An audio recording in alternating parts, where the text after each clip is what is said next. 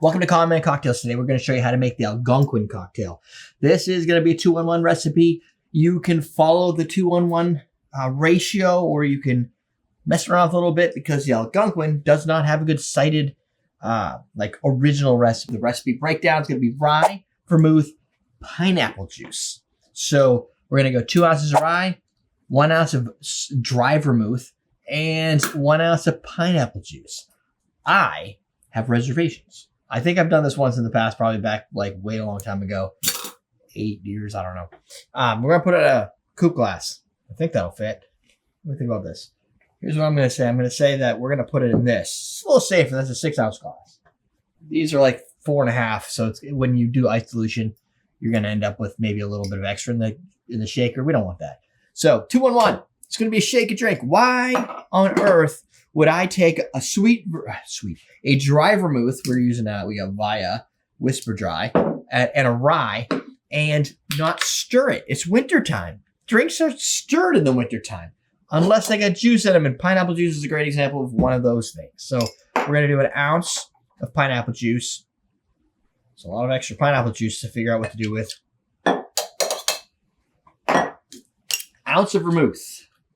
I don't have ice. We'll figure that out later. We'll figure that out now. And through the magic of editing, I got ice. Chill your glass. 2 ounces of rye.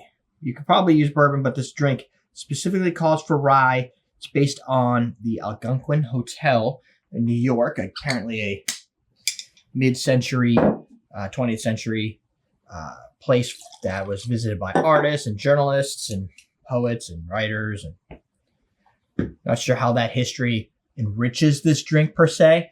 I'm going to throw some ice in here. I did have a question on TikTok the other day asking why, if you're stirring a drink, mixing a drink, pouring a drink, why would you add your ice first or last? I will explain that to you in a second. But as you can see, I put the ice in last. Shake it up. 15 seconds should do. Once I lock the shaker. I'm also going to take a photo of this. So I'll do a little jump cut, primarily because my wife is trying to make a recipe app for the phone, and she wants this drink shot. She needs a photo for the drink for the app. So there you go. So why would I add my ice second? The reason primarily is because if you pour your warm beverage, look, I'm glad I picked this glass. Holy shit.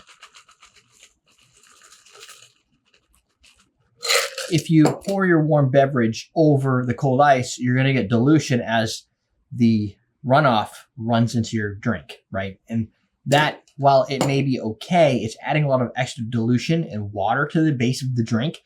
And because the water kind of ran off, and you have the exposure of just the elements, the air, melting it a little early, it's all running into your glass. You're actually adding a lot of dilution, but you're not getting the advantage of the chill down factor.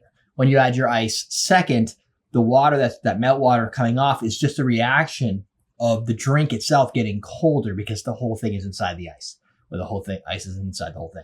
So you want the ice to kind of go in last, preferably. Not always going to happen, but preferably that way you get the right amount of dilution without over dilution. All right, I think I got a photo. That was a big pain in my butt. So let's give this a try. I wonder if it moved the camera. If you saw a jitter, that would be why.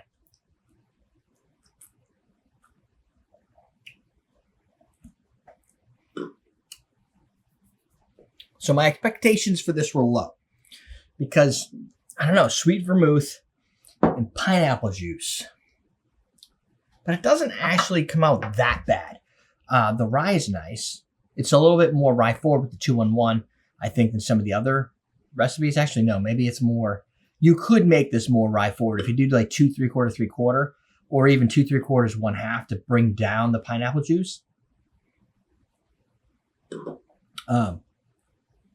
But I wanted to go with this one just kind of get a sense of what the base recipe could be. The rye is definitely kind of punches through near the tail end. It's got a little bit of that boozy factor.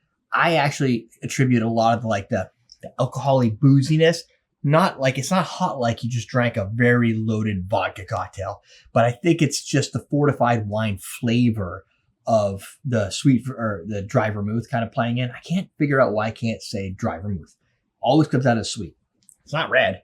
The dry vermouth has like a wine, like a white wine like flavor to it that kind of plays in. Kind of the finish, I would say, is more like not a champagne, more like a Chardonnay, like a little bit of that dry, like alcohol bite in that direction, not the vodka, but more Chardonnay. I think that's probably the best way to put it. This might be, I would go with more of a blended or something that's not as expensive, I think, as Bullet Rye. I don't really know how much this one costs, but it is a little bit overproof, probably a little bit over what I need for this drink.